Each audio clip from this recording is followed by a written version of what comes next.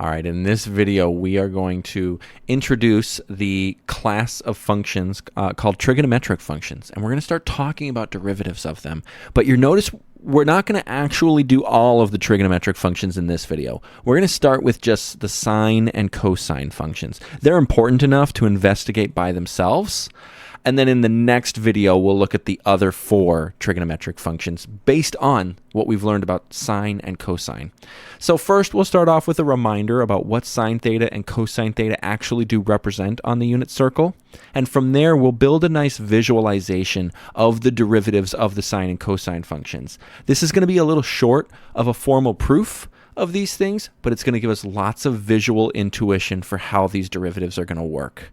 From there, we'll build into the more formal proof of the derivatives of the sine and cosine functions, but we're going to notice that even there, we're going to have an asterisk. There's going to be some things missing.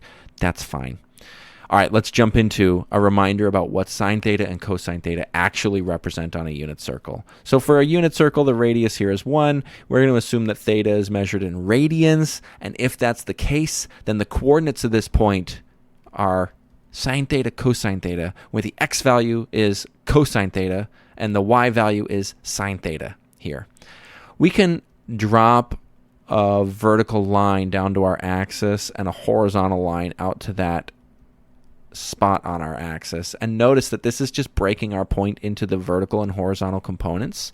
The vertical component is sine theta, so we can call it that side of our triangle, and the horizontal component is cosine theta, so we'll call it this side of the triangle. This is a right-angled triangle because, again, we're looking at horizontal and vertical components, and those are obviously perpendicular to each other. What we're going to do when we think about derivatives is we're going to try and figure out what happens to this point as theta increases. As theta increases, we're going to be moving around the circle. Oh, I have my straight line tool on. We're going to be moving around the circle counterclockwise. And you might know from some physics classes and things like that, that the vector that describes our movement is going to be running tangent to the circle. If you didn't know that, it's no big deal. But this is going to be describing the movement of that point here. The velocity is going to be peeling off into this tangent line vector that we have. And what we're going to do is we're going to try and figure out what happens to the x-coordinate and the y-coordinate when we move around the circle this way. I'm going to focus in on just the first quadrant here, and you'll notice I also changed my variable from theta to t. That's because formally, if we were going to set this up, we would define some parametric function that moves our point around the curve, where t is like a time variable. So you can imagine a point moving around our curve with regard to time here. As time marches forward, we spin around our circle, where the x value moves at a rate of cosine t, or by the form of cosine t, and the y value moves by the form of sine t. Again, I'll label some side lengths here. Oops, I have my straight line tool on again. You'd think I would learn to take that off. My radius is still 1. My vertical component here is sine t. I've got cosine t right there, right angle. All right, what we're going to notice is that this tangent vector, I'm going to break into vertical and horizontal components as well. We'll also notice that the side length here is the same. This tangent vector is the same as the radius. Now, that's formally done by just setting up our movement function pretty cleverly. But we'll say that is the case for us. And then you can do a little bit of work to show that, like, okay, if all these angles are going to add up to 180 degrees, then certain angles are going to match up with different things, blah, blah, blah. We're going to show that these triangles are congruent. They're the same triangle, just moved into different positions. We can likely believe that just by looking at it, but there is some work that we could do behind the scenes to actually show that. This is where we're going to fall a little short of a formal proof. I'm not going to show that. What that means, though, is that the side length here is sine t, and the side length here is, whoops, I turned to blue on accident, is cosine t. What we want to do, and maybe I'll use absolute values because we're talking about lengths, right? And lengths are only positive.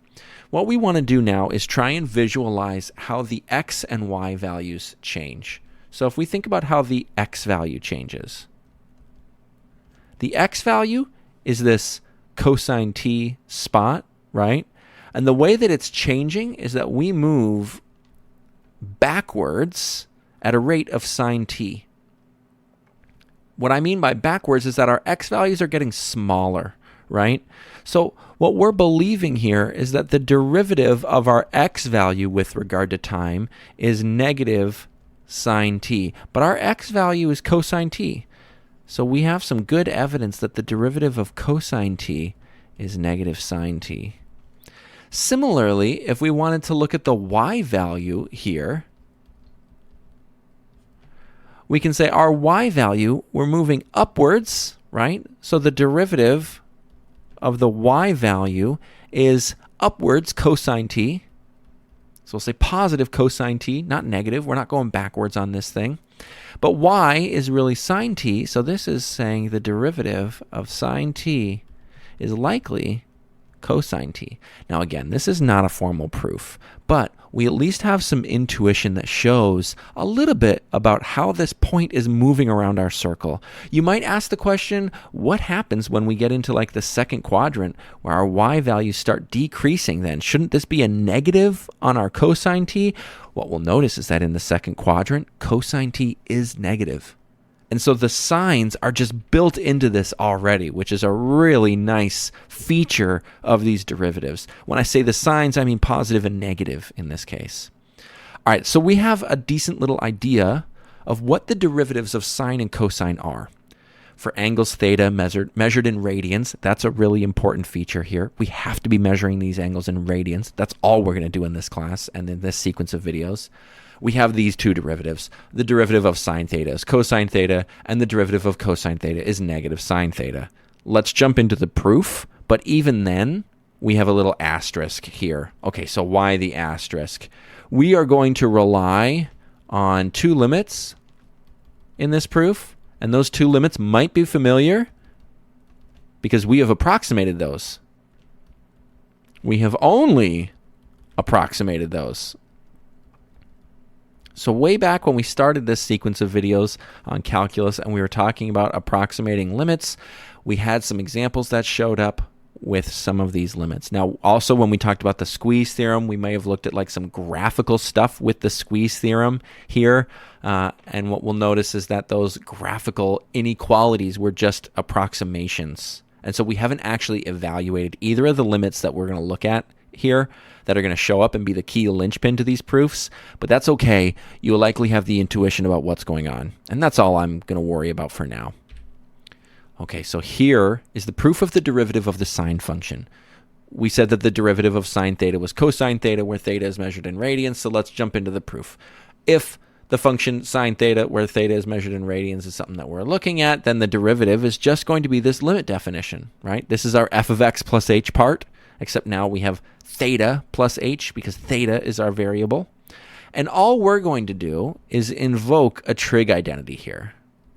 Sine of alpha plus beta is the way that we would normally write this.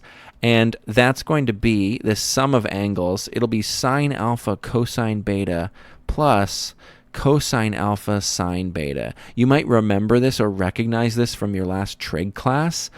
I kind of doubt that we have this locked and loaded on the tip of our memory. That's fine, though. You could look this thing up. But that's what we have, a sum of angles identity for the sine function. And this is what that is. Here, alpha is really theta and beta is really h. So instead of sine alpha cosine beta, we have sine alpha cosine h. And same thing for the rest of it. Now what we're going to do is just cleverly rearrange some things to pull out some common factors and things that don't depend on h. We have some sine thetas and cosine thetas that don't have h's in those pieces directly. So let's just rearrange some things. So you'll notice I took this sine theta and I moved it over next to this one. That way, sine theta is a common factor that I can pull out. And we can do the same thing here with cosine theta. I apply the limit to both pieces and I factor out the cosine theta, because there aren't any h's on that, and the sine theta, because again, there's no h's, so they are constant with regard to those limits. And now we can see the two limits that we might want to know about. This limit on the right is equal to 1, and this one here, cosine h minus 1 over h, is equal to 0. I'm just telling you that if you want, go back and find times in these sets of videos where we approximated those limits as being 1 and 0. And hopefully that will help convince you that that's what's going on here. Now, there's not much that we can do outside of that. We could go into the proofs of these, but they're very convoluted using the squeeze theorem and stuff like that. So we're going to stay away from actually proving these limits. Hopefully, though, this kind of gives you an understanding of what's happening. Once we see that there's 0 and 1, then this thing goes really easily. We have sine theta times 0 and cosine theta times 1. Obviously, the first term goes to 0, and the second one is just cosine theta. And so that's what we have. There's our sine theta times 0, our cosine theta times 1. So this thing is just cosine theta. Hey, look at that. The derivative of sine theta is equal to cosine theta, just like we thought it was. End of proof. How does this work for the cosine function then? Well, we're going to use a different identity here because we're going to have a cosine function instead. So instead of the sum of angles for the sine function, what you're going to notice is that we have the sum of angles for the cosine function, and that's almost it. That's pretty much the only difference. So this, you can look it up and find that this is equal to cosine alpha, cosine beta minus sine alpha, sine beta. And you can see that's exactly what I've got here with thetas and h's instead of alphas and betas. Then we do the exact same movement around, right? We have this cosine theta where we chuck that over into the first term, and then we have a sine theta here. Notice that our sign in between these is negative instead of positive, right? And then we get those same two limits, the first of which is 0, the second of which is 1. But because we had that negative out in front from our sum of angles identity for the cosine function, we get that this derivative is actually negative sine theta. End of proof. Okay, no big deal. What's our summary? We have two important derivatives. The derivative of the sine function is cosine. The derivative of the cosine function is negative sine theta. Theta has to be measured in radians. And that's all we've got for this video. Not terribly long, not terribly difficult. There's not a lot of examples that we need to look at because, again, these are just two specific functions. In our next video, though, we'll dive into more trigonometric functions using sines and thetas, and that's going to be a little bit more exciting.